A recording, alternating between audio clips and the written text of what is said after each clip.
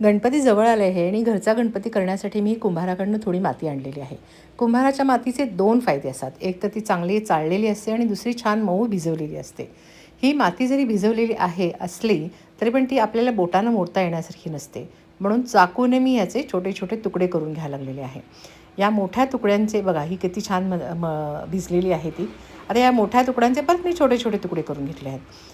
ह्या छोट्या तुकड्यांमध्ये मातीचे हे छोटे छोटे जे पीसेस आहेत त्याच्यामध्ये आता थोडंसं मी पाणी घालून कणकेप्रमाणे ही माती मळून घेणार आहे, जेणेकरून मी त्याची चांगली त्याची फ्लेक्झिबिलिटी वाढवू शकते आणि आपले शेप्स चांगले येतील. आता ही बघा, ही आपल्या व्हिडिओच्या शूटच्या आधी मी थोडीशी मळलेली माती आहे.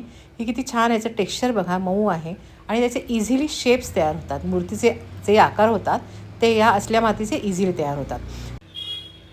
त्याउलट हा मातीचा गोळा बघा, अर्धवट थोडंसं पाणी घालून अर्धवट मळलेला गोळा आहे.